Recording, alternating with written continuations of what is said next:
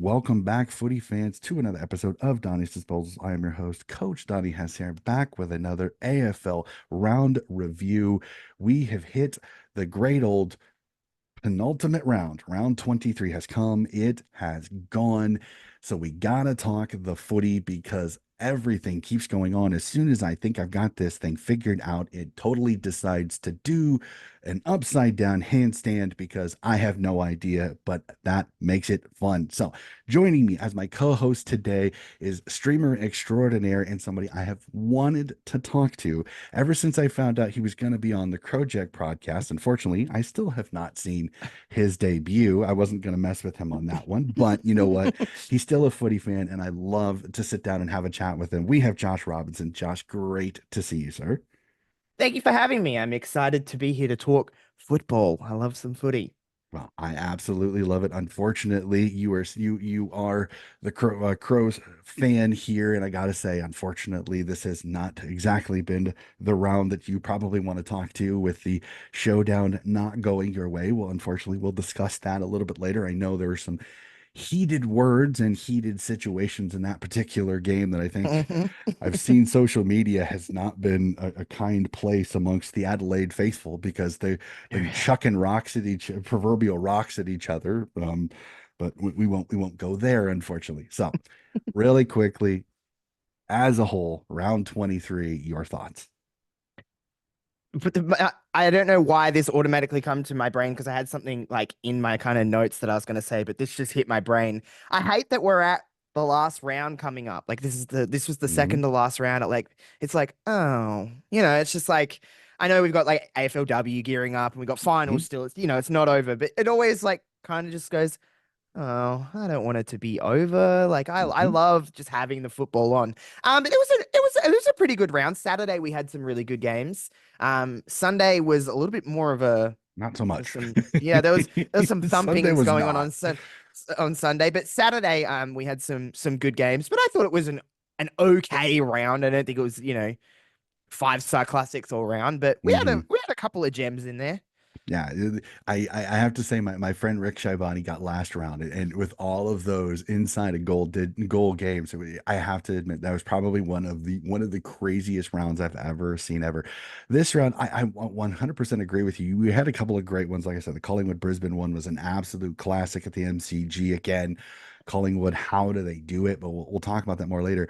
But I remember the Sunday slate. I remember looking at it going, it's either going to be incredibly entertaining or incredibly boring. And unfortunately, the latter came true on that one. So we'll probably, when we get to the individual games, we'll probably lump all three together because they all kind of have the same theme. Good Yeah, team, the bad team, good team, smash bad team. So very much. so we'll jump right into it. We'll jump to Friday night footy where everybody that knows the podcast knows yours truly was up at 4:40 in the morning, and thankfully my Swans made the sleep deprivation worth it as they get a 39-point win over the Essendon Bombers. Unfortunately, pretty much putting the Bombers' chances of making finals and ending this atrociously long run of no finals wins continue. 98-59, 39-point win by the Swans. But if you look at the first half, this was a competitive game. Essendon was in it. Their pressure was nuts. Sydney had a little bit of trouble Mhm. going. But in prototypical Swans fashion, Coach Horst Longmire takes him into the halftime break, maybe chucks a chair, maybe throws a few profanities at these boys, and they respond with an incredible second half, just absolutely running over the Dons in the second term. Yeah, 100%. Sydney's kind of I mean they're the benchmark for this year. I don't think there's anyone arguing that. They've had a couple of slip-ups, but like any team, it's a long season. It's the longest season we've ever had. You're not gonna be perfect every week. But I will say Sydney's first quarter performances are not very good. Usually. Mhm. But man, do they when they turn on, it is something special to watch. They're just in like a very good zone. And I do feel for Essendon a little bit just because it's like they were so close. They were so close, but so close doesn't get you there. Do you know what I mean? Mhm. Yep, horseshoes is only good, and horseshoes and hand grenades is I've always Hmm. heard that quote, and I want to go to this. I meant to put it in my questions just because I think it has caused a little bit of controversy. Your thoughts, Josh? I want to put you in an Essendon fans jumper just for a tiny second. Are you disappointed Dyson Heppel did not get a farewell game? Because personally, and this is just me, maybe this is my coaching things. I think Essendon would have benefited from having Dyson Heppel, even as the sub, might have been a good idea just for that little bit of jolt. Because when he steps on the ground, you knew the Essendon faithful would have got on their feet, they would have clapped, it would have given you some energy. And I know hindsight's 2020. You lose the game. You can have this discussion. I know a lot of people have kind of discussed that. I know all of the footy shows that I've watched so far. I still have all of the Monday shows still to watch later on today, since I'm looking at my clock. It's just after 6:30 in the morning over here, on a Monday morning. I just think they missed a situation here. I mean, your thoughts on this? Because I honestly think Wiederman was a bad choice. I think Heppel would have been a better choice in this particular situation, because the Swans are tall, but they're not like this brooding big power forward. They're athletic forwards that like to move on the ground. And I think Dyson might have been a better choice. Sh- I mean, I guess I'll look at it from two ways. If you're looking at it from the Essendon just pure fan perspective, I mean, it's a no-brainer. Dyson Heppel should have got like that nice, like, you Mhm. know, obviously there's still this other round where he'll more than likely probably play his farewell game, I but hope so. I really hope so. you never know what's going to happen in a week. Something could change, and I guess from a fan's perspective, absolutely, you should always put, something that's going to, like you said, kind of give some energy, give some oomph, give some that crowd something to really hang on to and whatever. But I guess from the other side of things, just playing devil's advocate, like, is he a part of their best squad at the moment? Mhm. In at least, you know, at least from a team's point of view of like, okay, this is do or die. Like if we do not win this game, we're out. This Mhm. isn't like, oh, we'll get another chance. It's like, no, we're done. So Mhm. like, is he a part of their best side at the moment? I don't know if I could really answer that question. I mean, it's probably debatable, as I'm sure it's been debated, well, it has been debated all weekend. Mhm. So I guess if the question was from a fan's perspective, yes, Dyson Heppel should have been in the side. And like you said, hindsight's 2020, so Mhm. it's easy for us to say you should have played him. But I don't think one player makes a squad, so I don't know. It's a collective effort always. Yep. No, 100% with you on that one. Like I said, I'm one of those. I think some of the benefits that you would have got from him being on the roster, I think might have. I 100% agree. Hindsight's 2020. It's easy to say after the result, because you go in and the selection board probably really did think that the guys that the squad they put together had a chance to beat a Swans team that has been kind of a little iffy. We weren't sure. They dropped four of their last six. It was always interesting. Plus, you're playing at Marvel, so you're under the roof, which only helps Essendon because they don't have to worry about any of the weather situations. So I'm 100% with you again. It's sad for the Essendon faithful. I know many that they're great people. You feel for them Oh because yeah. they've had to deal with that pain of you have to listen to the fact there's a website with how many days they haven't won a final, and that's gotta be absolutely gut wrenching for them. So Mm, Swans get a win. They wrap up the minor premiership. It'll be interesting to see how our two clubs fare in that game, because yeah. Does Horse rest a few, or does he play a few of his stars, knowing that he does have that bye round in between round 24 and the qualifying final that the Swans will be playing in at the SCG come the first round of the finals. We jump up to People's First Stadium, where the Suns drop another one at home, Mm. 117-63, the week after they rip out Essendon's hearts on the road for their first win on the road. They take their second L at home as the banged up, younger than normal, not playing as well Melbourne Demons put a thrashing on the Suns by 54, 117-63. Jack Viney, you superstar, comes up big. And with all the drama, potentially Petrarca leaving, Oliver is out now for the season due to injury. I gotta hand it to the Melbourne Demons. They came up there and they handled business against a Gold Coast Suns team that, for the most part, for many people, has been a disappointing season, despite some of the progress that Dima Hardwick has done up at the Gold Coast. Yeah, man, how many I don't know how many seasons it's been now where it's like this is the time for Gold Coast. No, this is the time for Gold Coast. It just seems like that's the conversation we keep having and Mhm. season end and they're in the same spot every single time of just being like they're not, definitely not the worst team in the competition, but they Mhm. certainly are far from the best. And it's just like they're very up and down. They usually, this game excluded, play pretty well at home, but this one wasn't. Melbourne is, gosh, I don't even know where to start with Melbourne. They're just they're a talking point, I guess you guess you could say. They have just they've had a lot of just wow just Mhm. going on with a lot of chatter and everything with them. So I honestly had this game on just kind of in the background. Um it was the game that I was watching out of the two the least, but I had it on and I just kept looking at the score and I was like, oh boy, this is ugh. Mhm. Yeah, this was one of those games. This is one of those games where it's like Gold Coast played more like Gold Coast of old, more than Gold Coast under Dima Hardwick, especially at home. So it's a little disappointing again. And this is a D's team that this is not the D's team of old. There's no Petrarca, there's no Oliver. Gone is still, I think Gone is literally just trying to limping his way literally to the finish line. So Hmm. this just isn't the D's. This just isn't the D's team that you were expecting from earlier in the season, where they were going well, they were full strength, they looked fantastic.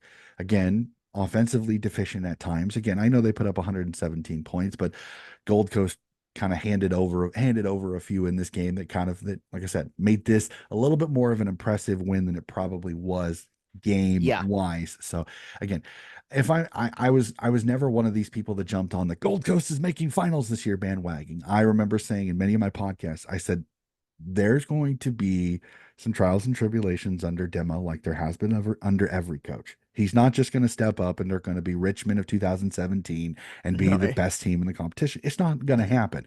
A, because a lot of these players have kind of gotten into the groove of we're good, but we're not that good. And I've always said you can't just draft superstars because sometimes superstars don't have the work ethic to round out a team.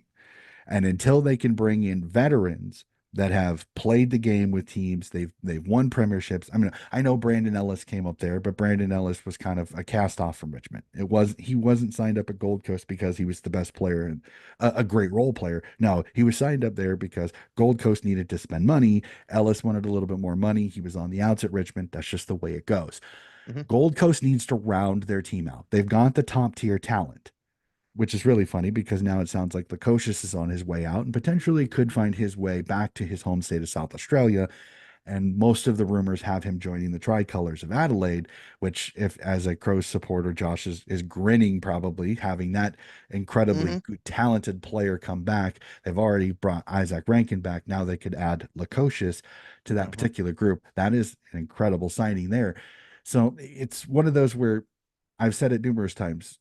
I remember Dimma saying 80% of his premiership. I said, yeah, I don't think so. I said 50, 60, maybe, because there's a lot of things that got to change. There's a lot of things that still have to change. He's got some good pieces. I mean, Rowland Anderson and Tuke Miller in the middle is a really incredible trio in the center. They're going to be fun. I think Ned Mhm. Boyle will eventually take over Jared Witt's spot at the Rock, and I think we'll do a fantastic job.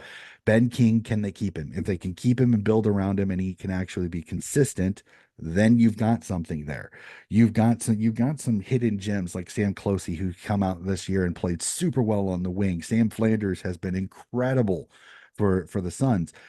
Sam Collins, I think, is one of the most underrated fullbacks in the entire competition. He's not the biggest, but he gets the job done. This They is a have all Suns. they have so many pieces. It's just putting those pieces together. I don't think the well, at least in my brain, the argument for Gold Coast is not the talent that they have. It's just how does it work with Dimmer? And it Mhm. takes time to learn that kind of style of him and them, and they've all got to kind of mesh. This isn't an overnight success that's just going to be like, bam. Well, Mhm. it's clear it's not. That's not the way it happens. I'm under the impression always some people aren't. Coaches don't make teams, they don't break teams. It's just about the way that they mesh with that set of players. So Mhm. it takes time. It's like learning how to ride a bike. It takes a Yep. minute. It's puzzle pieces, and the coach has got to find the puzzle pieces correct, the best fit amongst the group. And I think he's got the borders going. Okay, he got the borders going. He's just got a few of the middle pieces that he's going to have to figure out. So I think Dem is on the right track. Again, Oh, me too. I think he's got some really good pieces. I think it'll be interesting to see how they handle, like I said, what do they do with how do they handle the Lukosius move, since it sounds like he wants to go back home to South Australia. It'll be interesting how that happens. How do they draft? How does the development of those four of the four people that made Victoria lose their minds with the academy picks? Because Hmm. all of those kids, they had growing pains this year. Rogers had growing pains. Jed Hmm. Walters had growing pains. Graham had growing pains. Green, I think has only played one game. They're Yeah, if still that. Yeah. they're still stewing a little bit. They're still marinating a little bit. So there's time. I know, like I said, there's people that are frustrated because the Suns are the only team of the two that came the last two expansion teams that hasn't made finals. They're the only ones, and they've come close. They came close with Gary Ablett Jr., but unfortunately, they have not gotten over the hump. We'll have to see how that goes. I'll be fascinated. Again, you chalk it up. I think Dimma did pretty well for his first season. I think Dimma did pretty well with the Suns team. Again, unfortunately, the old issues reared their ugly heads, so we'll have to see how that goes. We'll jump to NG Stadium in Sydney, where the Giants knock off the Dockers, and the Dockers fans are absolutely losing their minds because they went from top two a few rounds ago to now playing for their lives against Port Adelaide this week. But the Giants, I think the Orange Tsunami is back, and Jesse Hogan Hmm. has showed he may be one of the best pickups in the Giants history because he is racing himself towards a chance for the Coleman medal. And I think an All-Australian Blazer could be in his future this season for Jesse Hogan. 1,000%. Incredible performance by the Giants. They've got their little mosquito fleet that's absolutely buzzing around and annoying the crap out of teams. New South Wales could have 1 and 2. It's crazy to think if Port Adelaide were to somehow bugger this up this week, you Mm. could see New South Wales, Sydney, and GWS top the ladder of the AFL. How crazy is that? It's wild. I'm a Giants guy. They're my number two team. I love the Giants. I think they're great. They've got a lot of promise, and just like there's just this. I don't know if there might be only a couple of teams that I think that I can put my finger on that are like this in the league at the moment, but like the Giants just have this energy about them that they're just like it's almost like what have we got to lose kind of Mhm. mentality of just like let's tr just 1,000% put our hearts into this and see where we can go. And I mean they've had just like any team, I guess, but they've really had some dips this year. They started and then they kind of went down. You're like, ooh, what's going on here? And they've kind of Mhm.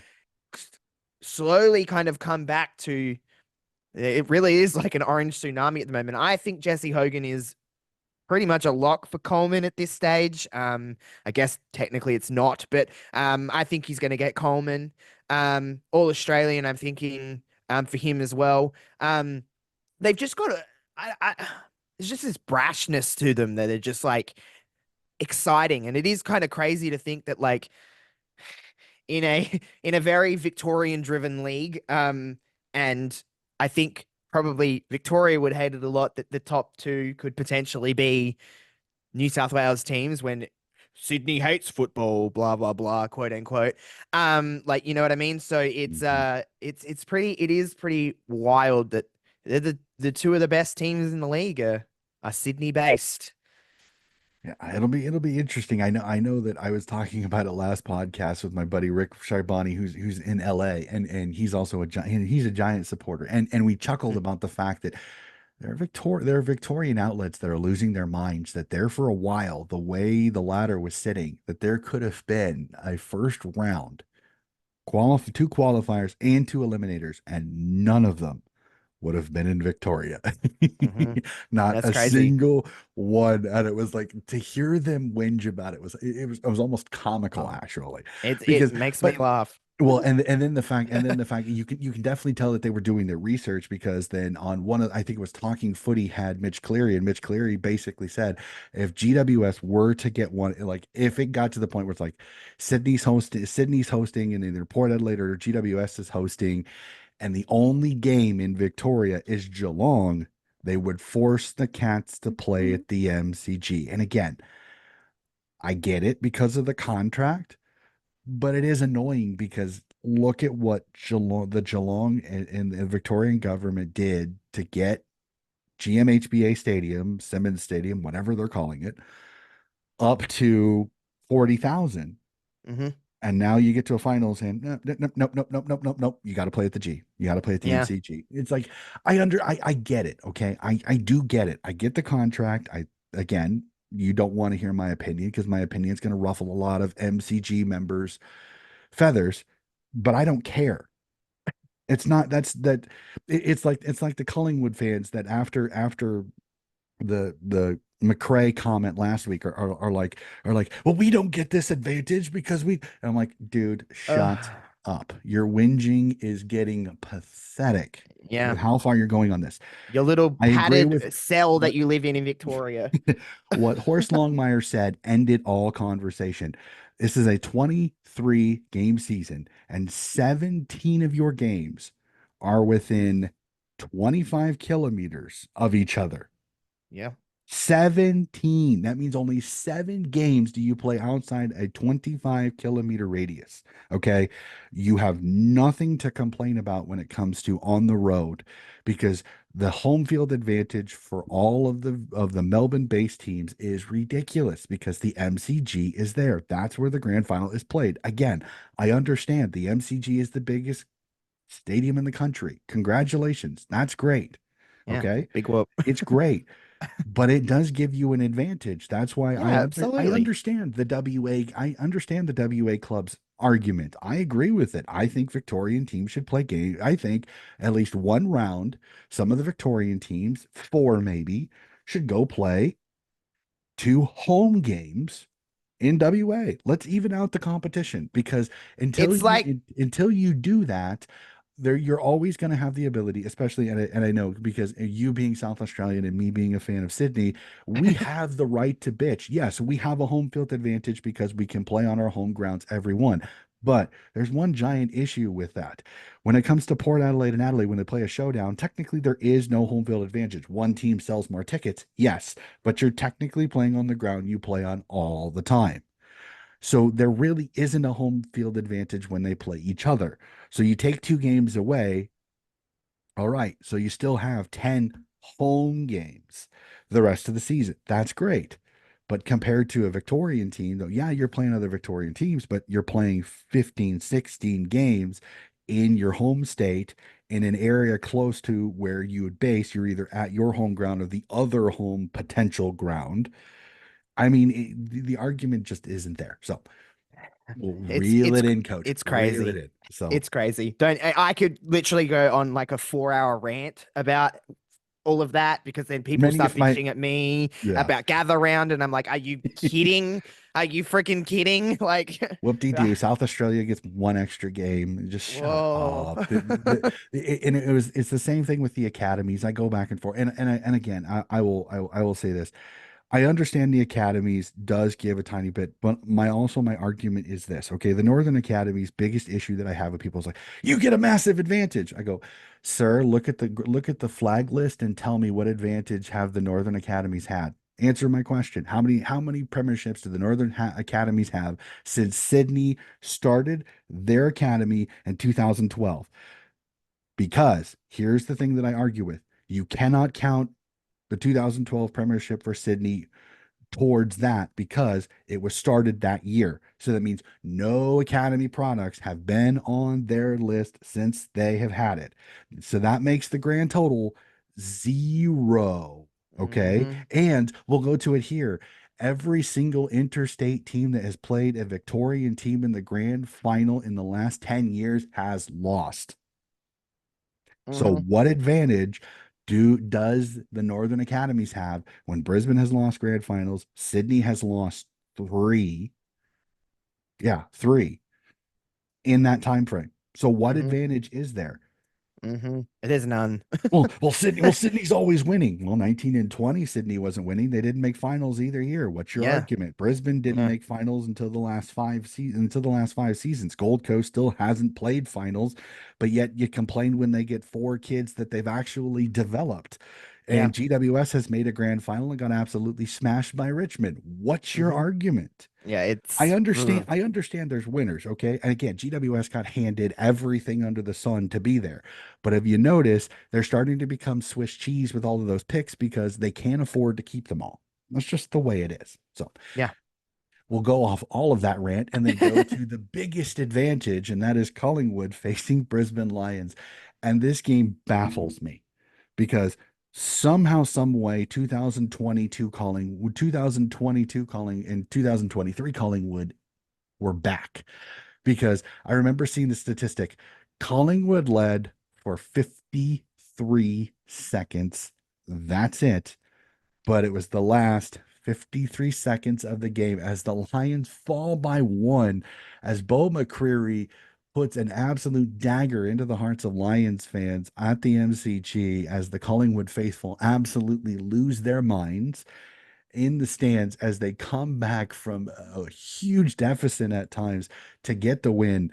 Again, the roar at the MCG when a Victorian team wins, it you can't It's match that. unrivaled. It's Yeah. unrivaled, especially during the Richmond heydays was insane. Nick Dacos again showing why he is him. I mean, there's no argument about that. The guy is incredible. I'm not gonna. That run of that goal, dude, it was just Yep. you watch him sometimes and I know that a lot of people talk about Collingwood and whatever. You can have whatever opinion you want of Collingwood, it's fine. But man, when some of them players like Nick get going, and I didn't realize that kid was so fast. I was like, holy crap. Mhm. And it takes a lot to go that fast and then kick from that distance. And he knew as soon as he kicked that off his It was boot, he good. put his Yep. he put his hand up and he was like, that's going through. Yep. It makes me angry sometimes because he's like, that's not fair. hmm Like you're just too good. Yeah, he's so talented. And again, and the one thing that I've heard from him is he is very humble. He's not a egotistical player. He's Yeah. he's good, but he's a team player. He does everything. Like, I mean, I still remember in the game against Fremantle where they gave the 50 that so many people lost their minds because the ball was tossed there. The first thing he's doing, he's telling his teammates to get set, get set, get set. So it's like Yeah. the kid wants to play footy. He's incredibly good at it. I cannot knock the kid. The kid is super incredibly talented. He's so much So fun to talented. watch. He's like trying to grab a greased pig in a mud pit. You just can't get a hold of him. And when you do get a hold of him, the damn kid's so damn slippery, you just can't get him to ground. So, And the energy when he gets the ball, oh dude, yeah, is just it's just when second to Collingwood none. faithful get going and they They get get up. Yeah. behind their talent, like it's It's hard to like it's stop them. like Dusty. It's like Dusty with Richmond during Hmm. during their run. When Dusty got the ball, you knew something might happen. Something Hmm. incredible could happen. So you sit up in your chair just a little bit more. So 100% with you. Again, I What a game. gutted for the Lions because Oh, again, you lead basically the entire way into the last 57, like a 57 point. seconds or something. Easily, Yeah. what a game. Like it was just very good. And even at the start of the game, I was like, oh, I don't know if Collingwood, I think Collingwood are I think they're done. I was Mhm. watching this and I was just like, I just don't think they don't have the same finesse that they did in that kind of just what a year they had last year. They just didn't have that I didn't think they had that finesse, but then you can't doubt Collingwood's. You can't. Well, doubt them at your peril because they can. I honestly, I think the aura of them from 22 and 23 it's wavered a lot compared to what it has because they've lost some games this year that 2 years ago and the year before they wouldn't have lost. They would have Mhm. won. They would have found a way to win. I think that, again, I'm not one. I hate throwing injuries out there because I think it's a cheap way to do it because everybody's dealing with injuries. Yes, Yeah. Collingwood has had some injuries to some key players. Jordan DeGoey, as much as I detest him personally, is a hell of a player. I will give him that. Okay. Dan McStay's coming back from his ACL injury. Has he been the talisman that they probably wanted? No, but he does. this is a Collingwood side that honestly they take a yeoman's type of way to them. They do what they know they can in a way that they've always been able to do. People have figured it out a little bit. So it'll be Hmm. interesting to see how does Craig McRae handle this offseason, because at the time that this game ended, it put Collingwood's finals chances back potentially on the map. Unfortunately, a game that we'll talk about a little bit later, unfortunately, was the harpoon of Collingwood that I find kind of hilarious that their bitter rival was the one that to harpoon their season in what I would consider to be kind of one of the shockers of the round. So we'll go to it. We'll go to the game that I know has caused a lot of controversy and a lot of talk, and that is the showdown.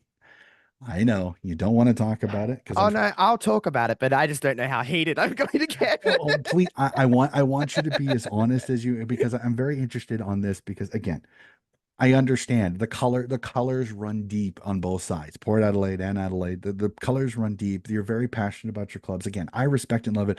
I've said numerous times, I think the showdown is a disrespected rivalry because of the vitriol between the fan bases and the players. When they play each other, you never know what's going to happen. If you look at it, until this particular round, Port Adelaide had come into the three previous showdowns as the favorite, and the Crows knocked them off.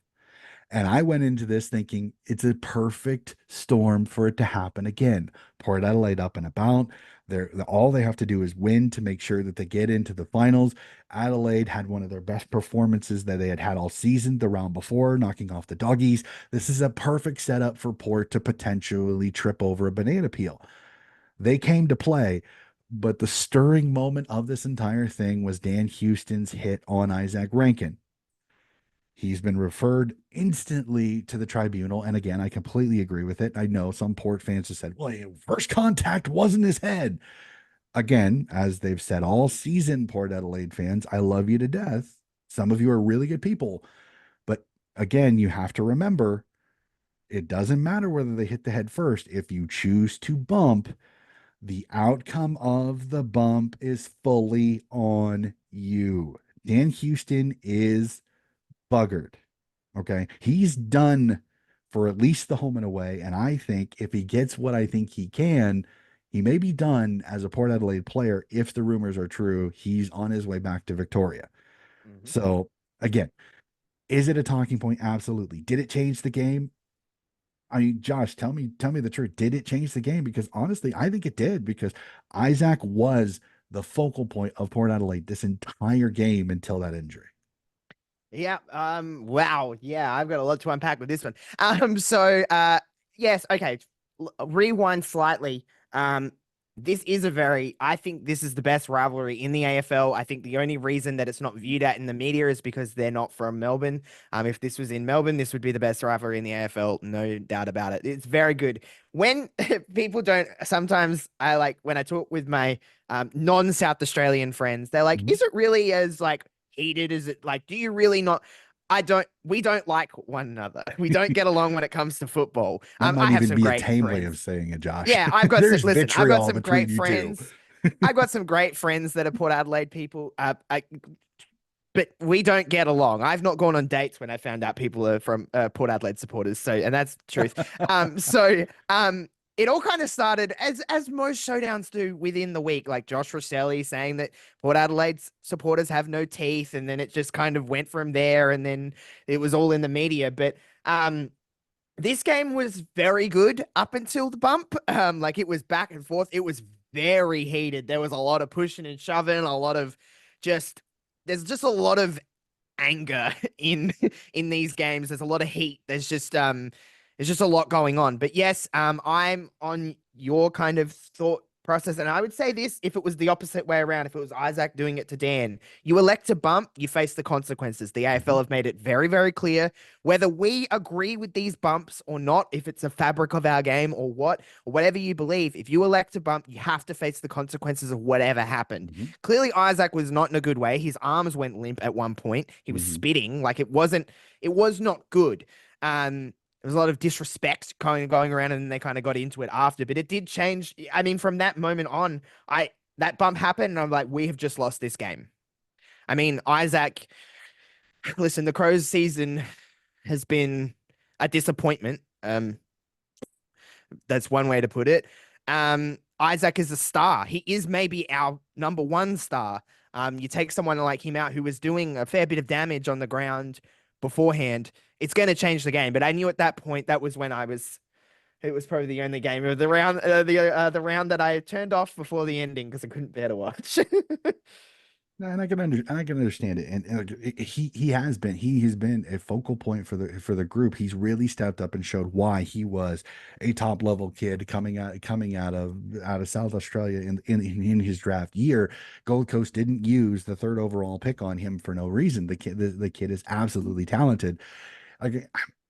Again, I've seen the slow mos, I've seen the regular motion plays. Dan Houston, it got he got put in the same place that Peter Wright got put in, and he makes the wrong choice. Like, and I know some Essendon fans have gone back and forth with Swans fans over this. It's like he contested. No, he didn't. If you actually watch it again, I'm not saying slow motion. I'm saying in regular speed. Peter Wright has a chance to contest the football against Harry Cunningham in that one, like I said, very similar, and he goes for the bump instead of the contest. If he Mm. knocks out Harry Cunningham but contests the footy, Harry Cunningham's in the wrong because he's going back with a flight. Okay. This is another one of those situations. Houston decides to bump instead of trying to contest the footy. If he contests the footy and knocks Isaac Rankin out, well, it's the footy accident that everybody wants it to Yeah, be that it's not. Okay. yeah. This is not a footy accident. A footy accident is not knocking somebody out. And then my favorite overarching ridiculous claim now that we'll see with many people's the bump is dead. No, it's not. The bump is not It's dead. no, No, the no, no, bump no. isn't dead. The head on bump is Yeah. dead, and it should be because you're gonna get somebody killed. Okay. Yeah, The look at all the side on people that have just gone through all of concussion problems and stuff now Yep, that are honestly now suing the AFL. But yep, Laura Kane, the GM of footy, has come out and said multiple times, this is not the kind of action we want to see in our game. We want to get rid of it. Now, again, I'm probably talking out of my ass sometimes because there's been many times this year where I've gone, why is that getting 3, 4, 5 weeks? oh yeah, But just like the players are getting trained by the AFL of what to do, we as fans are slowly starting to learn what is and what isn't a dangerous bump. This some is take to longer than me, others. well, yeah, I'll be this to well. me, this to me is a five Go ahead. week ban. A 5 week ban for Dan Mhm. Hughes. That's just me personally. I think it'll go from 5 to 4. I think they will contest it. It'll go to 4. But essentially, I I'm gonna think Dan agree with you on Houston's that one. season I agree. season is done.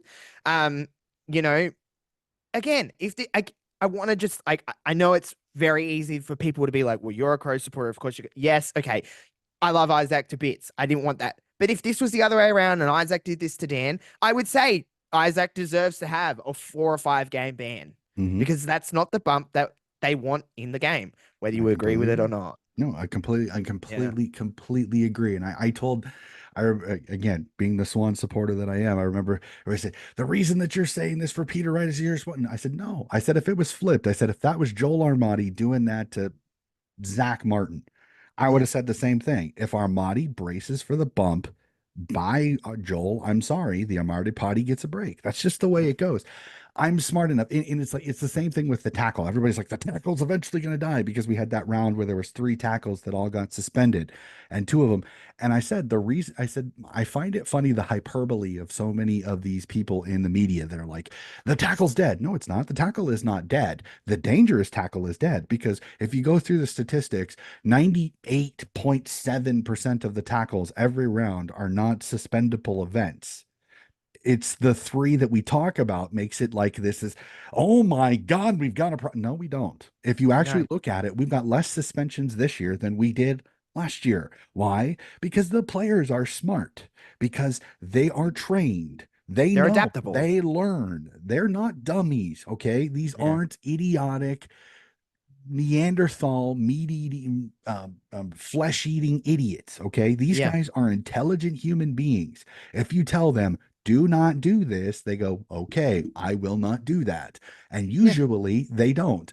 They'll make a mistake. It happens. Okay. yeah. Some Human of error. them, but the part that frustrates me is that this hyperbole and over they jumped the shark so many times. I remember, like I said, the week they had the three.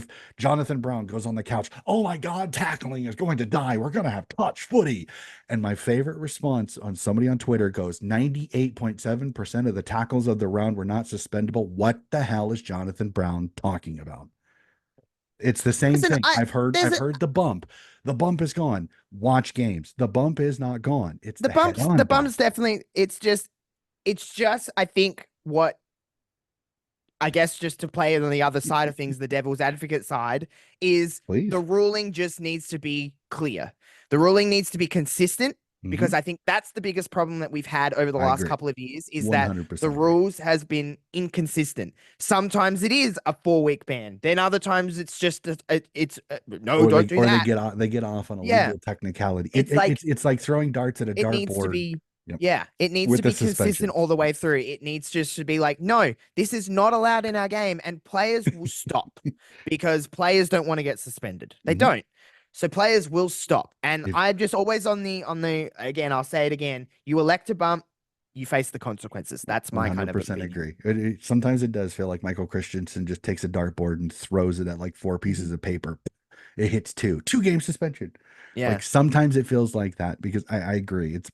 So the inconsistency, like if you make it black and white, and I know some people are like, well, you can't make it black and white. Yeah, you can. You can make it black and white. The issue is that if you make it black and white, then you may get somebody that gets caught with it that like I'm a huge NHL fan over here. Mhm. I legitimately believe that if you have a name, you aren't going to get suspended because they're so worried about ticket sales.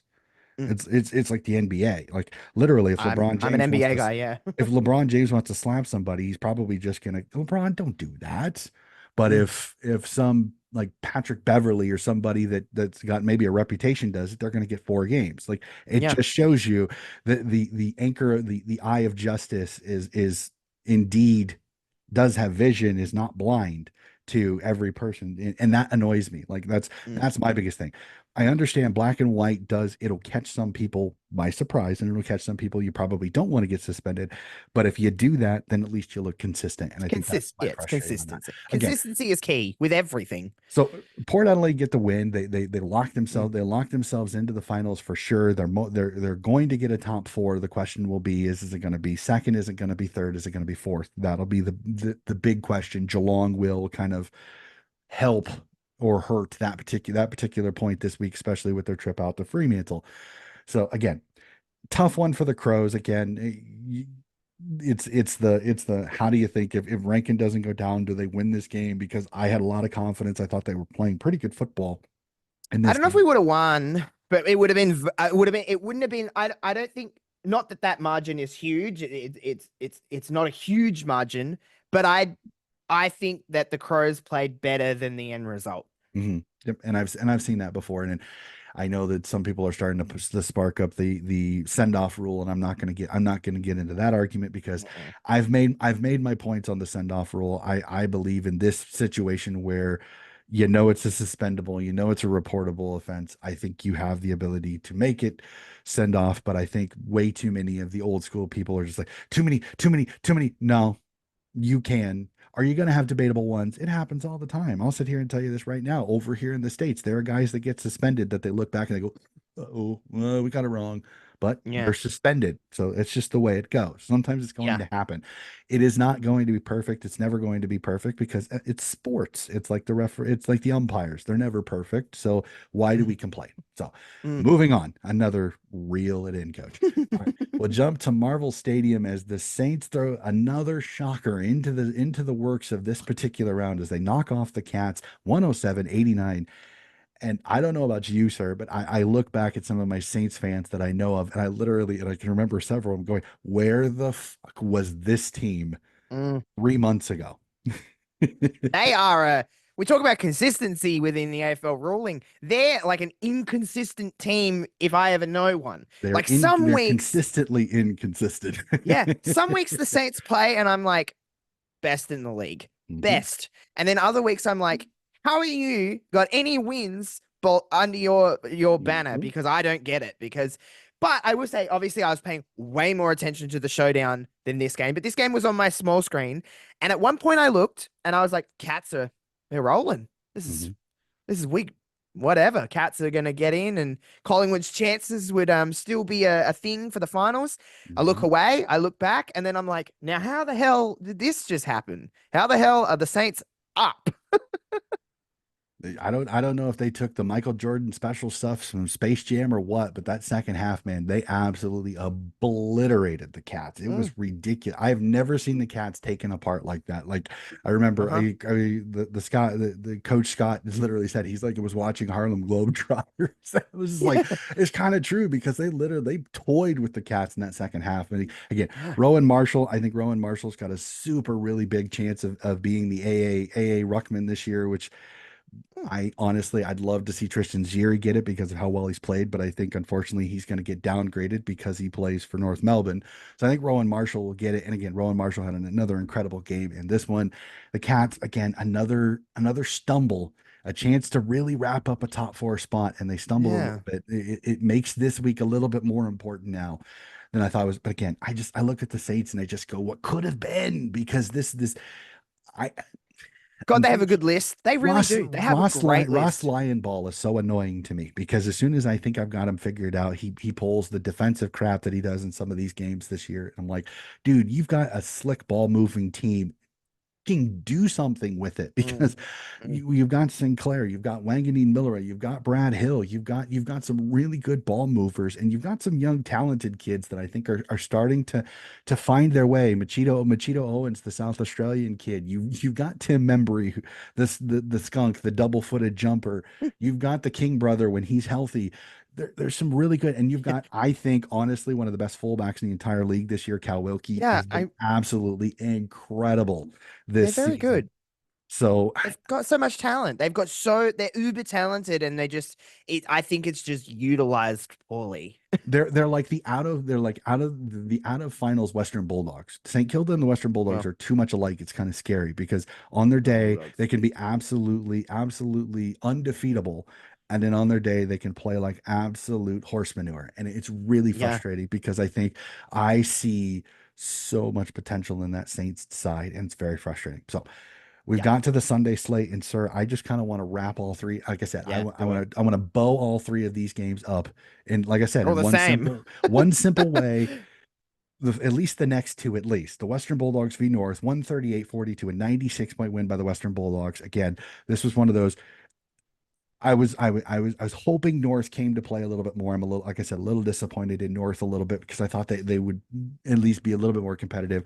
And then the Hawks showing why they're the most entertaining team in the entire Love competition, them. smashing Richmond 131-68. And again, I'm a Swans fan, and again, we had all that drama and all the rivalry between the Swans and the Hawks in the late 2000s. But I got to give it. The Hawks are entertaining as all get They're out. They're playing incredible football. Mitchell they're has fun. got them up and about. They're going to be the team outside the top eight, outside the top four, that I think a lot of people are going to jump on the bandwagon for. I'm They could be the Western Bulldogs of 2016 this year. I'm literally saying it now. I'm already doing my ladder predictor a little bit the way it's going. Legitimately, I think if the Hawks can get the right matchup, I think if they get into the two side away from Sydney, I think they can get to the grand final. I'm Legitimately so think they can. Giants and Hawks are my finals love at the moment because they're kind of similar in the brashness and the kind of like that playing Mhm. where it's just like this energy, there's this youth about them that's just like, well, fuck it. You know what I mean? Like Pretty much, pretty let's much. just see what happens. Like whatever. Like it's fun to watch. It's very I don't know, there's something very I hate talking like this, but there's something very like Gen Z about them. There's just Mhm. that like spunk that not every team has. Are they the most experienced team in the league? Absolutely not. Absolutely not. They absolutely not even close. But there's something about that kind of just like untapped potential with them that's just like, well, this is fun. They're fun to watch. I mean, not I don't get too much love out of saying this about Richmond, but man, they're stinky poo at the moment, aren't they? Wow. I just honestly, it'll be interesting to see how they handle this because I know that there's so much talk about Is Liam Baker going west? Is Shai Bolton going west? Does Dan Rioli reunite with his coach up at Gold Coast? Again, I feel horrible for Uze because unfortunately he takes over and unfortunately this team falls apart. This team falls apart like a house of cards. And again, I don't think this is Uze's fault. I think this is No. literally this is a Richmond This team. is just someone pulling the rug from underneath them and Well, just watching it go away. it's pretty much like unseaming a piece of clothing. They just literally they just kept pulling the seam. Eventually, Dimma started to pull, and then this year a few injuries, and then it just started becoming a tug, and it's the whole thing is just falling apart. And again, It's well, are they a little bit of the West Coast Eagles too? Did they hold on for premierships a lot longer? And some would even say maybe the Toronto and Hopper deals fatally wounded this Richmond team because there's not a lot of youth coming behind. Now we'll have to see how it goes again. If Baker and Shai Bolton and Rioli do go, you could see potentially three top 20 picks go to Richmond to the point where they're going to yeah. have five picks in the top 20. There's the start. There's the starter for the rebuild. I don't think this is we haven't really hit full. I think this could be the start of close to Yeah. bottom and the start of the rebuild. We'll have to see. It's the fire that'll light them, I think. Yep. It's a needed I mean, they had their glory years. I won't talk about 2017. It's a painful year. But like they had three premierships in what, 4 years. Yep. 4 years. 4 years. So like that is it's it's something to truly just take. Mhm. If you're a Richmond supporter, just be like, that was our prime then, and it's going to take some time. I mean, it's going to take some time. Like they're not going to be, back and roaring to go in season 2025. Like it's going to take them some time, but every club goes through that at some stage, and maybe it's a needed. Like it, I know Richmond people will hate me for saying this, and they'll just think I hate Richmond, but sometimes your stars need to leave in order to just make the room for new people to come through. And then we'll be talking about them like we're talking about the Hawks now, of just being like this young, you know, untapped kind of potential team that we Mhm. can see rise from the ashes. Yep, the Phoenix rising from the ashes. So, and we'll Yeah. get to we'll get to the last game, and I want to say this because it's been going in my head, and I think it's funny. Is I can just imagine the Carlton fans sitting in their chairs in their lounge chairs at home as this game ended, laughing like Doctor Evil because they just eliminated Collingwood as the Carlton Blues with the stuck together. I mean, Brody Kemp had to go forward. That's how desperate they were for forwards. They get a 65-point win on the road at Optus Stadium, 99-34 of the West Coast Eagles. And like I said, that win makes it almost mathematically impossible for Collingwood to make the finals. Like I said, I just imagine Carleton fans laughing like Dr. Evil because they knocked out Collingwood and the chance of getting a win that many people were tipping West Coast because of the injury issues, I was, yeah. travel.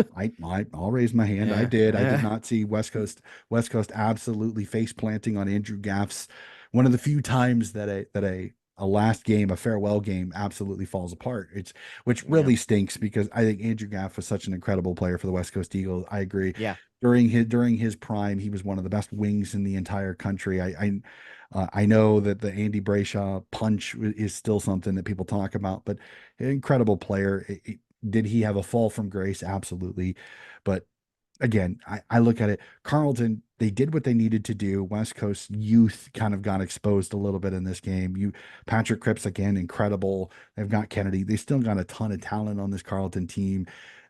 I think Carlton extended their chances to make finals. We'll have to see. I think they get the Saints this week, and it could be a scary matchup for the Blues, Who knows? Who knowing knows what will happen there? knowing that they have to win to at least give themselves a shot, and then hope that they get the right results in the other matchup. So like I said, Sunday, unfortunately, I look at it, like I said, it's three games that were not entertaining. And they were my Saturday evening, and I went, okay, Western Yep, Bulldogs. it's whatever. Yeah. I woke up Sunday morning and I slowly watched I was just like, well, that was the most unentertaining Sunday ever. Which actually this isn't the first. I think this is like the second or third time that all the Sunday games were not competitive at all. So Wasn't that good. that is going to do it for all 9 games tipped. Again, always fun to chat there. Let's jump into my burning questions. Again, we've only have one round left, but we've got a few topics to talk about. We'll start off, one game left and 4 teams fighting for 3 spots left in the bottom part of the 8. What 3 teams, sir, do you see getting up and getting into the finals? It is so hard because it's honestly, it's I know this is a little bit of a cop out, but like it seems like a flip of a coin at this Mhm. stage of like who is going to make it. Like I think I guess selfishly, uh, I don't see Fremantle being in the finals. I personally don't. Mhm. Um, it's hard to say though because Fremantle they played Optus this week. Um, and they're usually good on their home deck, usually. But I mean, this this season has been so I don't really know what word I would use to describe this whole entire season, but it has just been, I guess, unpredictable. There's just been so many times where you've gone into games where it's like, this is for sure going to happen, and then it just goes completely the other way. But I would say Fremantle are not going to make the finals personally. Okay. Nope, I completely get it. For me, my ladder predictor, I made one change just to be sure, and there's there and the team that I have out is going to frustrate some, but I really don't care, and I think it's Carlton. I think if the Saints play anything close to what they did this last week, they can beat Carlton. They beat Carlton, and I think Dan Houston's loss, I think could be a little bit of a blow to Port Adelaide. I think Fremantle will come home. They know they have to win. They have to win at home. They They have to, play yeah. really well at Optus Stadium. I know some people are like, this is a dead rubber potentially. It's not. It is only a dead rubber if Port Adelaide win. That's the only way it becomes a dead rubber because Port Adelaide have already got a final spot sewed up. They're good. Mhm. They know they're in the top 4. They're going to get a double chance. It doesn't matter what happens, even if they lose. Like I've got my ladder predictor pulled up. Even if they lose, they will still be third. Yeah. They will still be They third, and that's with the Cats beating the Eagles this week. So they are still third. They would win. They would get in by percentage unless the Cats absolutely destroy. Like here, I'll go through my ladder predictor and I'll pull it up to, instead of being a 12-point win, a 50-point win, and still Port Adelaide would still have 2%. Now, if I yeah. somehow make it an 100-point win, then we see Port Adelaide drop to fourth. Geelong Which will then go to third. I mean, Geelong do play West Coast. No offense to West Coast. Well, you seen what they served up against Carlton. Um, but then what Geelong served up against St Kilda this week wasn't, Yep, you know, because phenomenal. right now, percentage wise, Geelong would have to win by 70 or more to jump Port Adelaide. I'm literally looking at the ladder predictor. I think I've got it right around 70 points. When I click it up to 80, then Port drops. So that shows you Yes. Geelong's going to have to put a whooping on West Coast to get them to jump, even if Port lose. Now, if Port win, it doesn't matter. In fact, Port then Yeah. jumps GWS in this I particular situation that I have, where I have GWS beating the doggies at Mars Stadium, which again, that's debatable. We switch that tip. It makes things even more interesting because if the Western Bulldogs beat GWS, Port will be second, Geelong will be third, GWS will drop all the way to fourth. mm, And it makes things interesting because then it then leads, at least the way I have it, if Fremantle lose to Port Adelaide, Fremantle will completely drop out of the 8. Carlton will jump in, and we will see Carlton go up to Brisbane, and the Western Bulldogs host the Hawthorn oh, Hawks in an elimination final. If that is if Geelong win, the Doggies beat JWS, and Port Adelaide beat, and that is also with Collingwood losing to the Saints.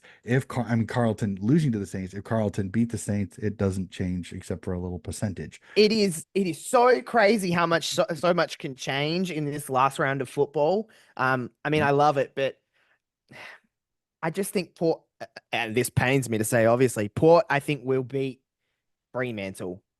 I do. I just don't see Fremantle winning.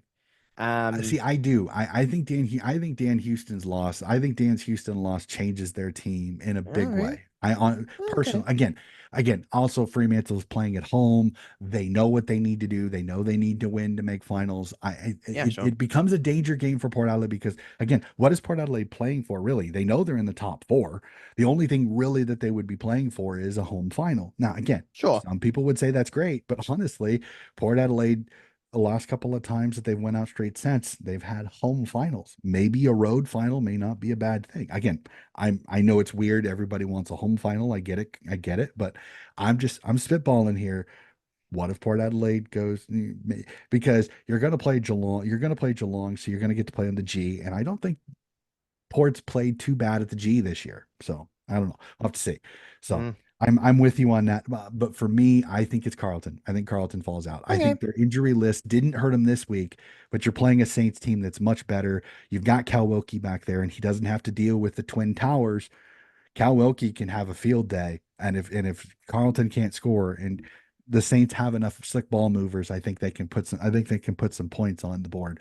So and Yeah, that's so, like I that's said, completely I'm fair. giving away my tip later. Like I said, I'm going to tip St. Kilda in that game.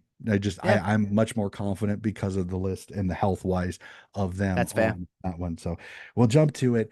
Last round of the season, everybody watches it again. The ladder predictors and the ladder watching and the live ladder situation are going to be thrown down our throats in every single game. I swear. So we'll go to it. What game besides our lovely game between our two clubs, Adelaide and Swans, we'll take that away for just a second. What game are you looking forward to this round? Because there's a couple of doozies.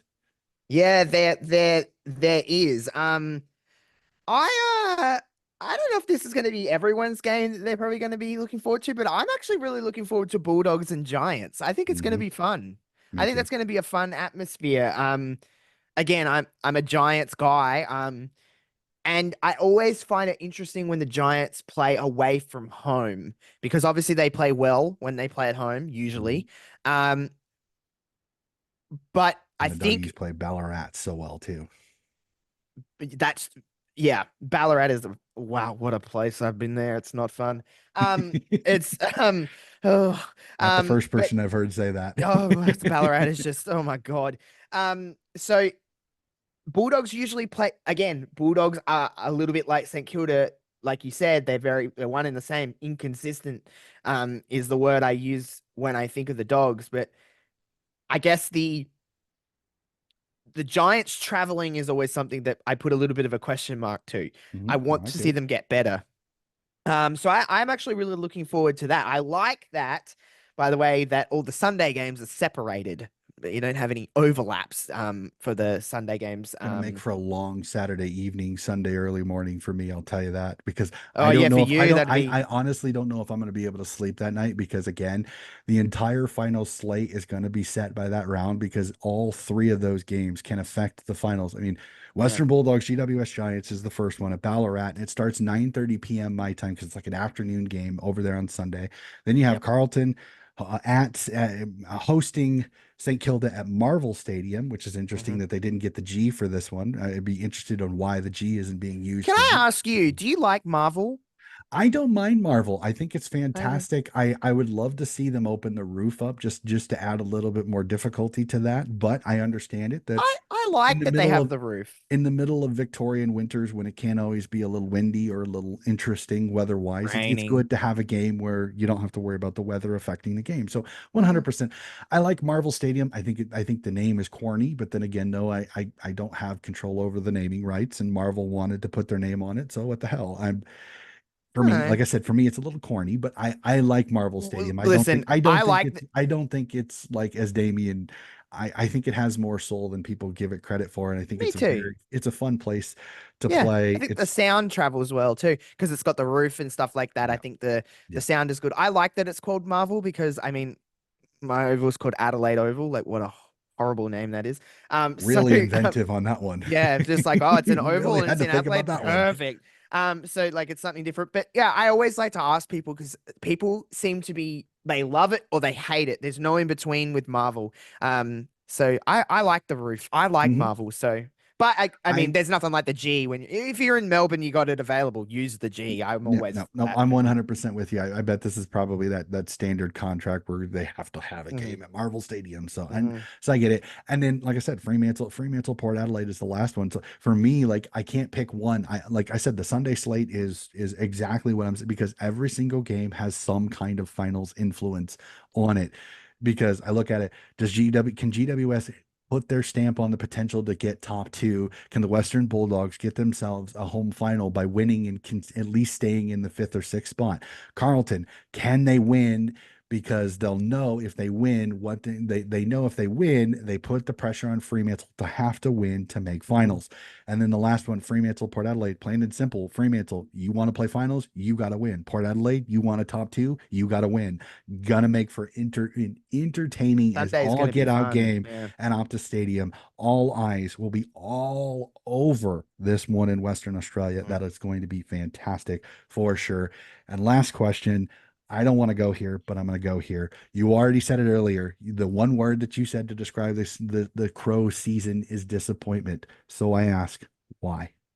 Oh man, because of listen, it all ties into last year and Mhm. how well, and I'm gonna say that word that every non-Crow supporter will look at me and be like, "You're just a pathetic little guy." We were robbed of finals last year. We made finals, in my opinion. Can I push back just the tiniest bit? And again, this is me. I agree with you as the Swan supporter, and I've told many a Crow supporter, you were not robbed of finals. You were taking the chance away because Sure, sure, yeah, here's how I fight with you on this. Tommy Papley doesn't play against Melbourne in that last game because Sydney sews up the last final spot because of the win. Again, I will put it in quotations because they shouldn't have. I completely agree with you. mm, But I think if Tommy Papley plays in that Melbourne game, Sydney still has a chance to win. If Sydney wins, it doesn't matter what the Crows did because if sure, Sydney wins, they still make finals. So I understand I understand what you say, and I get Crows fans say that all the time, but that's hindsight because of how the results went in round 24. If the sure, result is different, I think Sydney plays Tommy Papley. It could be a different game against Melbourne in that last game. So I don't 100% agree with you. I get your point. So that's my only gripe that I have with it is that yes, you had a chance, but you can't say that because we don't know how round 24 it could have went a little bit different. Who knows? Maybe you take your sure. foot off the gas against West Coast and somehow you don't beat Yeah, them in that last exactly. one. It. So I think there's too many variables for me to say you missed finals because of that call. Because I've also heard some people say is that you also had 4 or 5 games during last year that you lost by less than a goal. 100%. That if Oh, those go the other trust way, me. you're in too. So, I had many of arguments with many people about like, well, we should have won this game here, and then we wouldn't have been mad at if we got mhm. robbed in that one. so, But anyway, we were so doing very well I'm not last saying year. you're wrong. I just the wording. I would disagree with the wording just the tiniest Sure.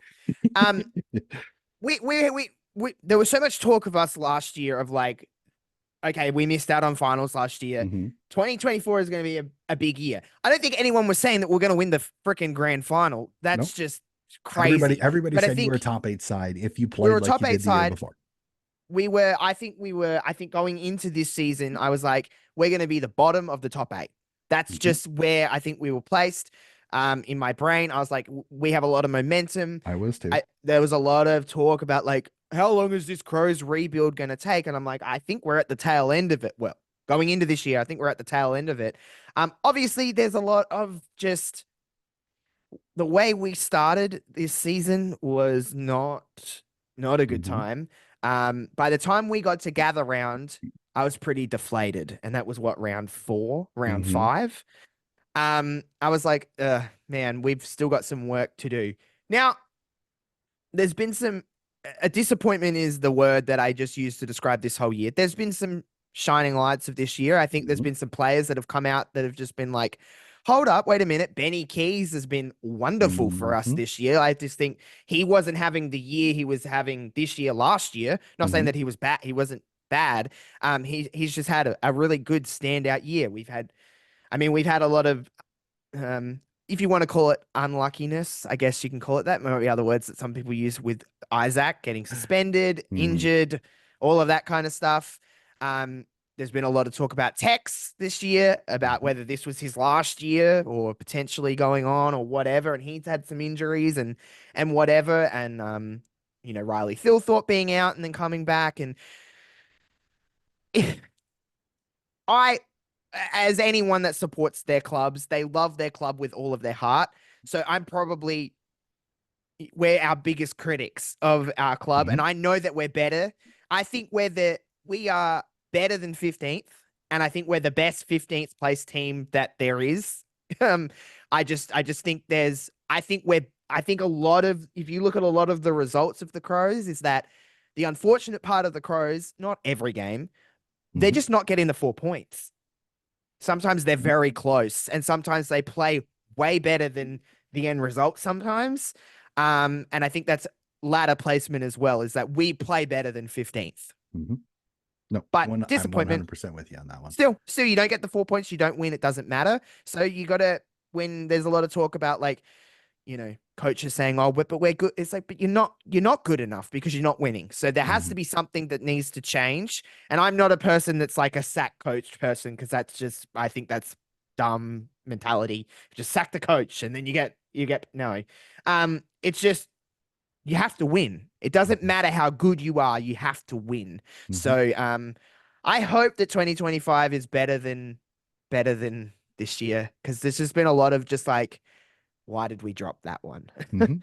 There's frustration. I remember Lee Montagna at the start of the year going that he goes, most rebuilds, he goes, are never linear. He goes, there's always a bump here. He goes, Mhm. and he said at the start of the year, he goes, I think Adelaide might have a bump here. He goes, I know that the previous seasons they've went up, they've went up, they've went up, they came close last year. And so the natural progression is make finals. He goes, but I feel there's a bump here. And I'll give Lee Montagna, he got this one right.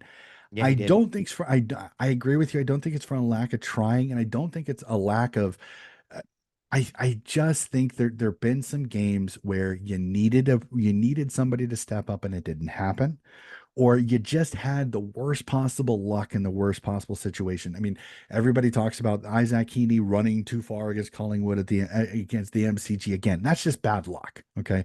Mm. Very rarely does it get called. They called it, they happened to call it. Yes, they called it right.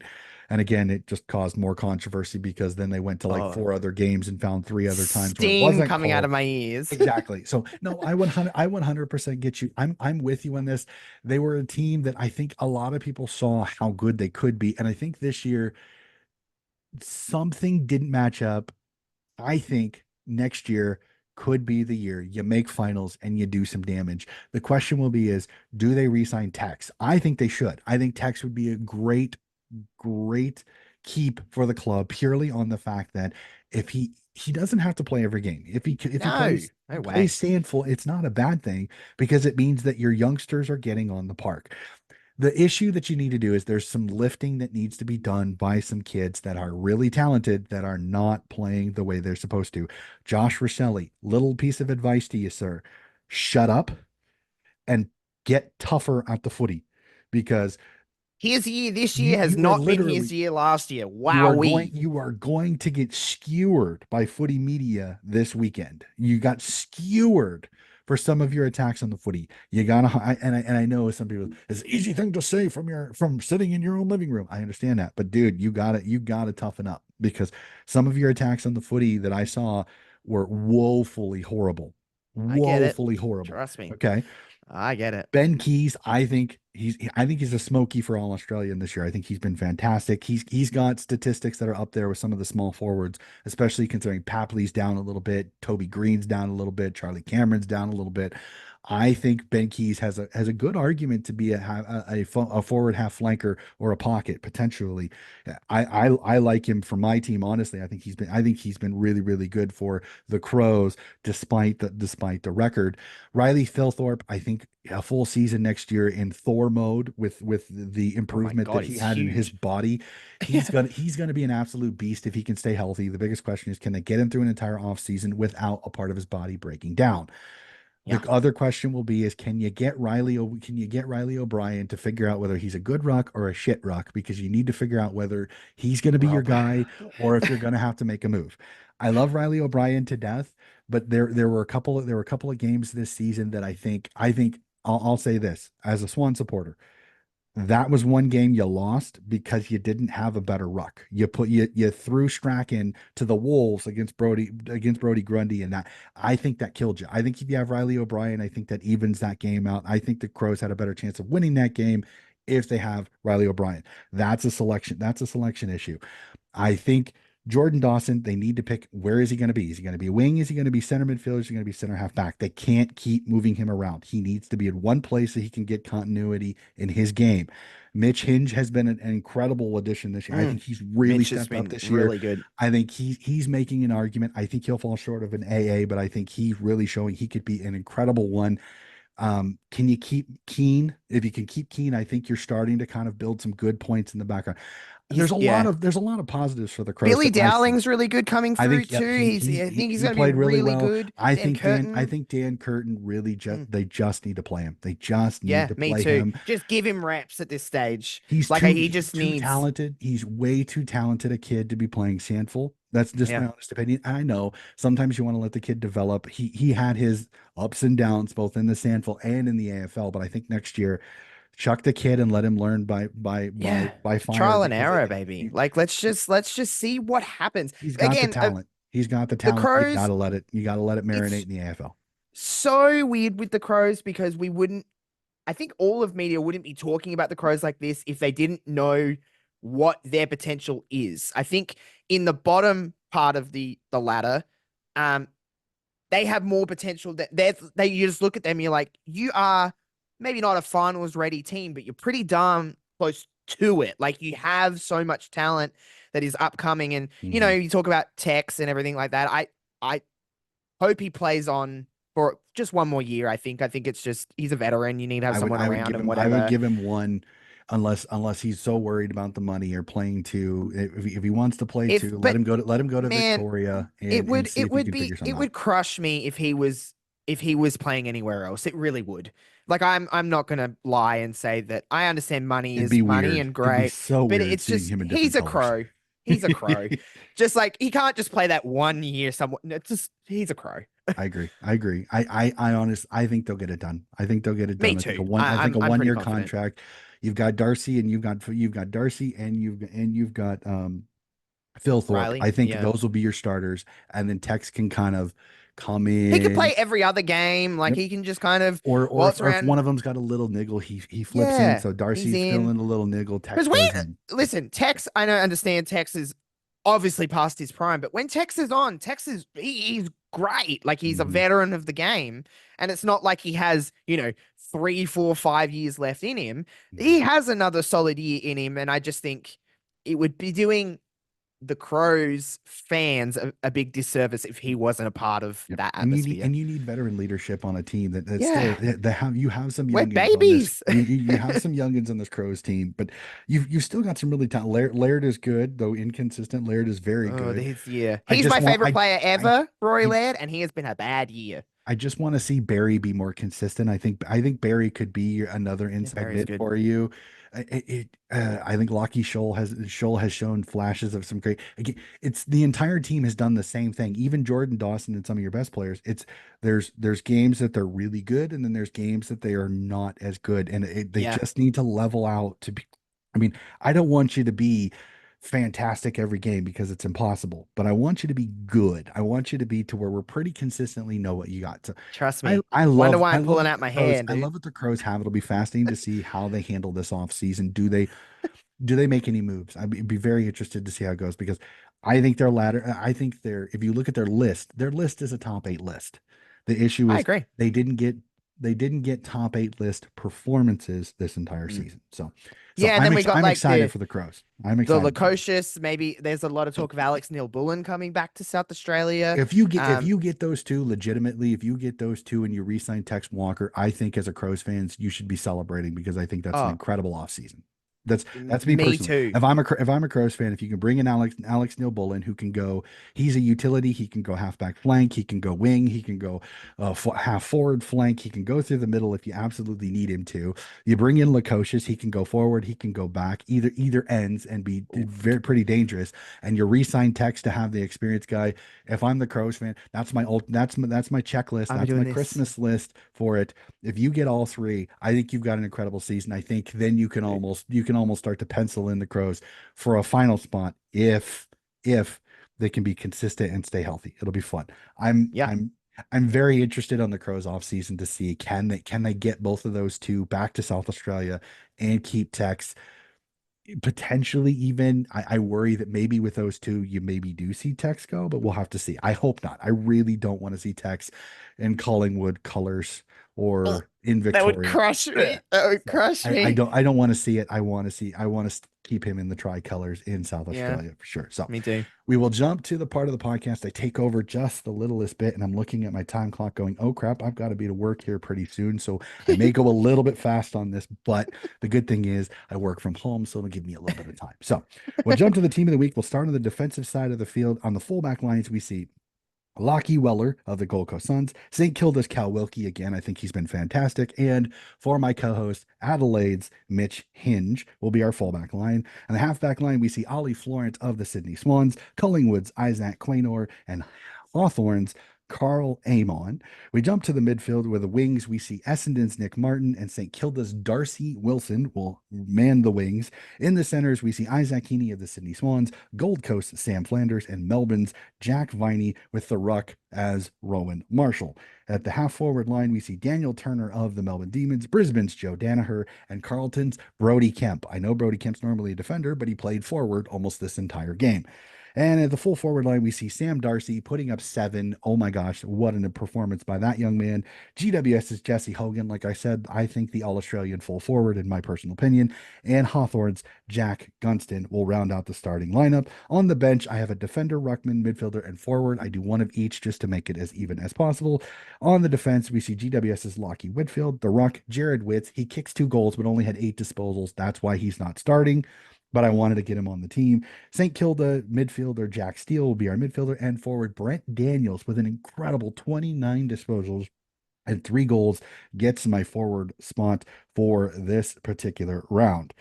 Your quick, I know it's a lot of names really quickly. Your thoughts on team of the week, because as I tell most people, it's a little bit more of scores and score involvement, a little bit more than the disposals, because I think sometimes disposals are a little overhyped stat.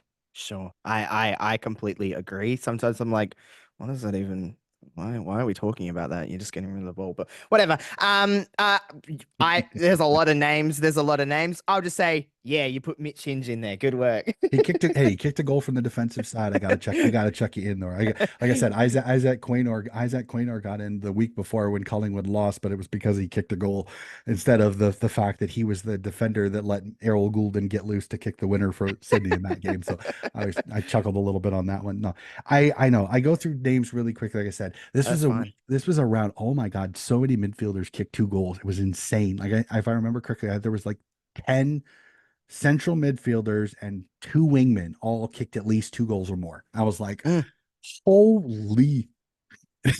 yeah, so legitimately. I was splitting hairs for this particular round, but I had to Sam Flanders and Viney and Isaac Heaney had the most with 3 this round. Flanders had 29 disposals and was a little bit of everywhere. He's kind of been that hidden gem that's really just grown so much under Dema Hardwick and Jack Viney, the guy that's built like a brick shit house. I absolutely love that guy to death. I know everybody loves Petrarca and everybody loves Oliver. I always loved Viney. I think Viney's my favorite type of guy. He's both defensively sound, but can get done. So Hell love that yeah. guy to death. We jump to the power rankings. I tell everybody it is the what have you done for me lately power rankings. Last 5 games is what I look at. So here we go. At 5, the Western Bulldogs playing well. I know that they've dropped some games recently, but another win. I think they played well. St. Kilda at 4. I mean, the only team not in the finals in this power rankings, only because 4 of their last 5, they're starting to play better. Darn it, St. Kilda, where was this 3 months ago? Hawthorne at 3, again playing super well. Port Adelaide at 2, and at 1, your second favorite team, the GWS Giants. So again, Yeah. the Giants playing well. Brisbane had that nice winning streak, but 2 in a row. Bye bye, Brizzy. Go home, have some fun. All right, let's jump to it. Final round. I know we're early in the week, but we got to do tips. So let's jump into it, sir. I know, again, we kind of put these with a grain of salt because a few things could change here or there. So we jump to it. Friday night footy, for me, a little bit of a dead rubber. Two teams can't make finals. Interesting. Collingwood playing Melbourne at the MCG. Who do you like? I'm going Collingwood. I think they're ripen up at the. I know they're not playing finals, but I mean it's still a good time of year to like, well, let's go out on a high note.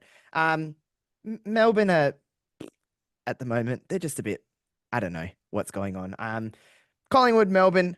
It should still be a good Friday night game. Yeah, it'll be interesting. I like Collingwood more offense, a little bit more structure. They've put some guys on ice, Mays on ice, Oliver's on ice. I think Collingwood coming off some positives. Last game at home, they got to celebrate their premiership year because once that game is over, their premiership is done. Yep. Be interesting to see how it goes. I like the Pies in that one, but again, unfortunately, a Friday night dead rubber. I think the AFL is probably going. They're cussing up a storm, Yeah. like the character in Home Alone, Yeah. Frozen. So, Literally. yeah. So we'll jump to it. To the first game on Saturday afternoon sees the Geelong Cats hosting the West Coast Eagles at GMHBA Stadium. Plain and simply, Cats and Cats big. I think in this one, I think the Cats try to run this up to, Yeah. to hopefully get percentage on Port Adelaide if Yeah. they lose. Cats big for me. Yeah. It's not about Cats winning, it's about how much Cats will win by. Mm-hmm. I think Yep. that's almost like, is it going to be in the upper echelons of like really high, or are they just going to kind of get the job done? I'm leaning towards it's gonna be a bit of a shitstorm for the Mm-hmm. West Coast Eagles. Bless their hearts. Yeah, this could be a long day for the West Coast Eagles for sure. We jump Hmm. to the Hmm. MCG as the Richmond Tigers host the Gold Coast Suns as the Suns try to get their second win on the road in the last game of the season. I mean, it's the Tigers, unfortunately. I got the Suns in this one by default because the Suns are crap on the road, but Richmond's crap completely. So got to tip the Suns in this one. Yeah, it's a battle of two stinky turds at the moment, in my opinion. So I'll go the Suns just because I think Richmond are a bigger, stinkier turd at the moment. All righty. An interesting one at Tassie is the two teams that play in Tassie match up at the University of Taz Stadium in Launceston as the Hawks play the Melbourne Roos in this one. I think I know where you're going to go with this. Hawks Roos, who you like? Yeah, I'm definitely going North Melbourne. No, it's definitely Hawthorn. It's definitely Hawthorn. I mean, I will say one thing about North Melbourne that I don't think I've ever said.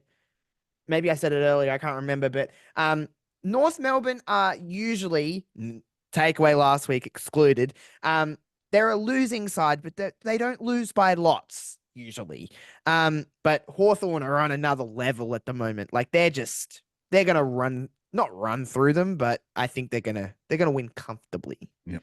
I think the Hawks win this one. If North would have competed with the Doggies and made it close, I'd have maybe thought this is a little bit closer, but unfortunately the way the Doggies dismantled, and I think the Hawks are playing much better footy. This could be a long day for some of my North supporters who I know, and they're in my thoughts on this one because this Hawks team they just may have a field day in this particular one for sure. Again, another one that's interesting because only half of the teams in this are still fighting for finals. So does Essendon give Heppel his farewell game?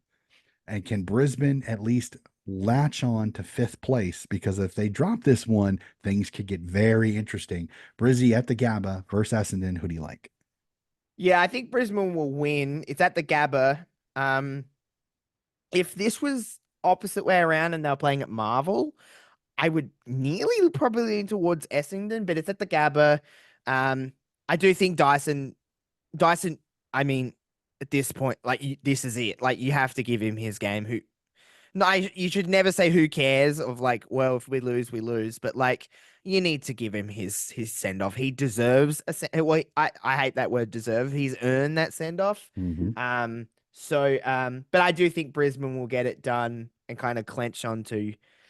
they're holding on to fifth at the moment, but again, Mhm. lots could change. But I do think Yep. Brisbane will win. Yep. You stumble here against Essendon, and a lot of different variables happen on this one. I think Brisbane win it. Brisbane, they're stinging after that Collingwood loss. In fact, I'd be a little bit frightened if I was Essendon going up to the Gabba against a Brisbane Lion teams that's inspired Pissed. to show why they are not the team that lost to Collingwood. It could be a long day for the Bombers backline for sure.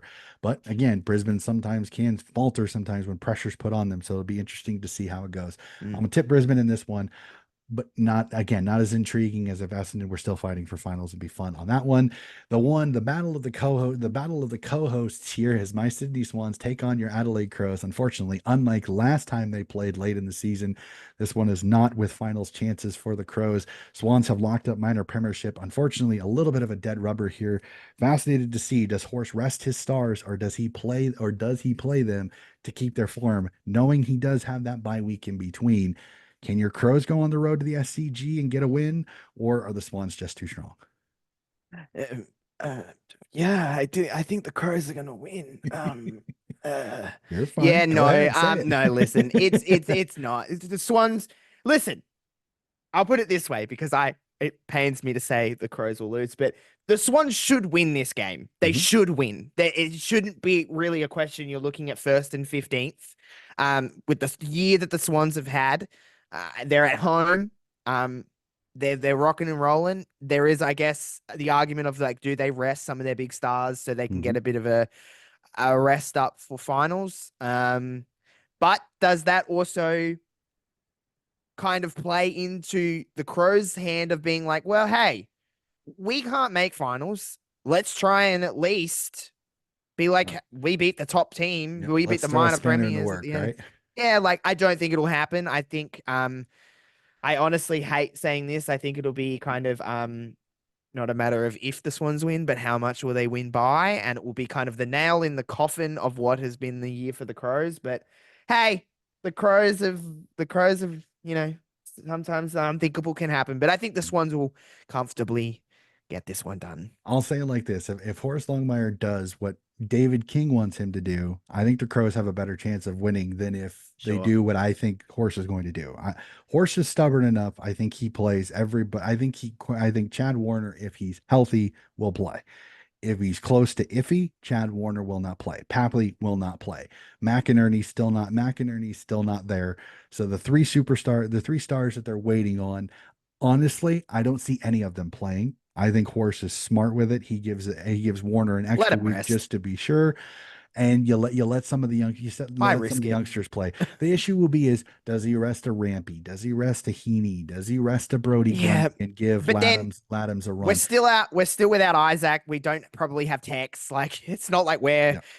full lined up, But ready but to there's rock and still there's roll. still some dangerous pieces. Dawson is still Sure. dangerous. Saligo's still dangerous. Keys, again, like I said, I think Keys has a really good shot of being at least AA squad, at least if not He's AA knocking on the team. door. Exactly.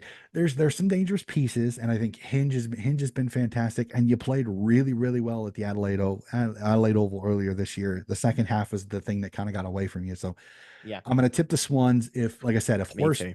defies me and rests Heaney and Goulden and Grundy and some of these, and you play the second team, then I give the Crows a Which I much better shot. understand why he would. It's not like, losing this game doesn't really mean anything But I in the also, but I long also, run. I also understand too is that why rest them when they've got a bye week in between now and the finals? Yeah. So you're going to get that rest either way. So I get both sides of the coin on the Yeah. argument on It, that one. So it, it it's definitely the game should be won by the Swans. yeah, There's no I ands will ifs or tip I bun. will tip this ones in this, but like I said, if they rest, I would lean more towards the Crows if he rests some of the superstars, like David King said he thought Horse should do. Again, Horse is stubborn. He may not actually do that. It'll be interesting to David see. King. David King says a lot.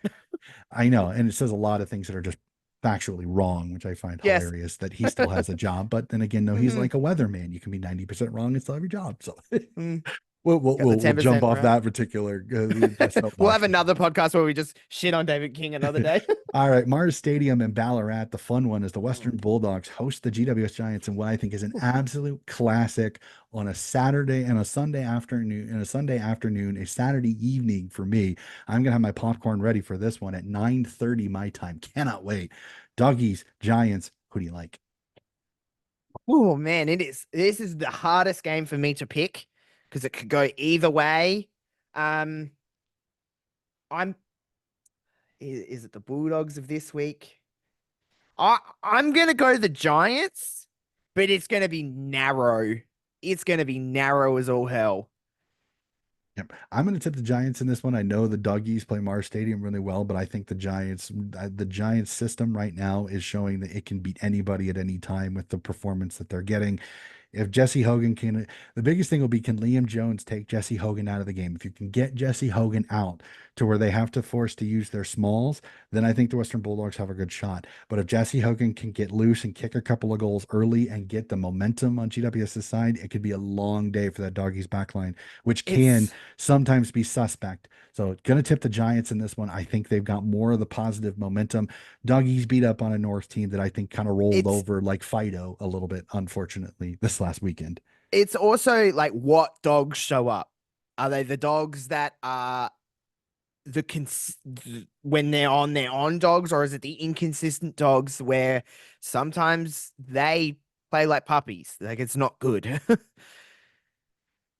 Yeah, yeah, 100% agree with you on that one. So we jump to the next one. And interesting, like I said, at Marvel Stadium sees Carlton v St. Kilda.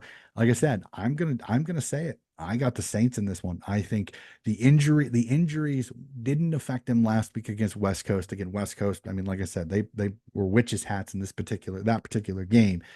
I like the Saints in this one. I think they're playing really good footy. I think Ross Lyon has got them inspired. I think they with the chance to ruin somebody else's season, like they damn near did with Geelong, I think they take full advantage on this under the roof. I like the Saints in this one to knock off the Blues. Ooh, I think I'm gonna go Carlton. I still think that they're good enough, and they have so much pressure on them. They really do need a win. I think the Blues get it done. Again, it could go either way. That's two games right there where it is. It's going to be narrow, I think. Yeah, I think is going to be a very interesting one for sure. And last but not least, the game of the round, in my personal opinion, Fremantle at Optus Stadium, hosting Port Adelaide, who most likely will be without Dan Houston in this one. I'm going to tip the Dockers. I think Dan Houston's loss is going to hurt them. I think Port Adelaide knows they're in the finals. And again, they have this consistency of sometimes when a game is not really worth it, sometimes they don't have the best performance. I think Fremantle's going to come out fiery. And I think the Dockers, the way they play, is going to be an absolute nightmare for the Port Adelaide. I like the Dockers in this one to maybe, because of the Carlton loss, get back into finals as the 8th seed. Yeah, I hear you. I'm listening, and I know that it's like kind of like a little bit. It feels silly of me to say Port will win at Optus when Fremantle have got so much on the line, but I just think Port are going to get them.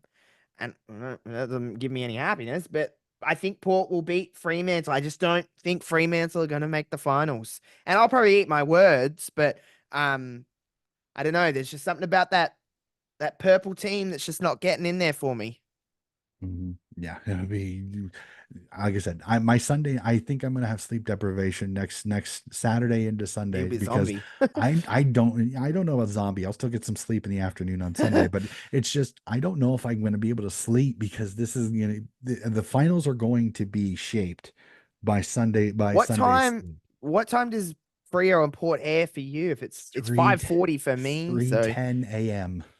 oh boy, oh boy, 3:10 oh, a.m. It is so. oh boy. Oh, hey, I woke up at 4:40 for this last Friday night, I so know, I've I I've get you. I've gotten I up. wake up. I watch professional wrestling sometimes when it's in Europe, and I have to wake up at like 2:30 in the morning. And I Mhm. soldier through. You just drink a buttload of coffee, and you get there. I'm not a coffee drinker. I'm kind of Oh, more I of an am. energy guy, but it Oh, works okay. for Well, me. So, whatever you need to do, but well, you feel I got shit it. later in the day. Definitely. Why? Oh, I crashed the next night for sure. So, Mm. all right, Josh, that is it. That is all 9 games done. Again, this has been so fantastic. I know we've went back and forth online a couple of times. I really wanted to get you on the podcast. This has been fantastic.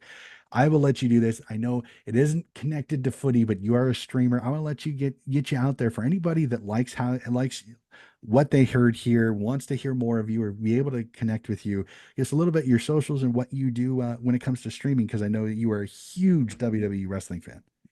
I am. So you can find me pretty much, I think I'm everywhere now at Josh Robinson _00. TikTok, if you want to watch me ramble about BS on TikTok, feel free to follow me there. Instagram, YouTube, Twitch. I play a lot of yes, I focus a lot on pro wrestling stuff on Twitch, but I also play AFL Pro Team in AFL 23. I do a lot of like story driven games like Red Dead Redemption and Life is Strange and stuff like that. So if you want to just, I'm not really about like, you will not see the best gamer in the world. I'm actually quite stinky at most games, but man, I have a good time. So if you want to just come and have a laugh and just talk a bunch of crap, come find me on Twitch at Josh Robinson _00. But yeah, I'm pretty much, you'll find me, I'm chronically online. So you'll find me somewhere at some social media thing ranting about something dumb.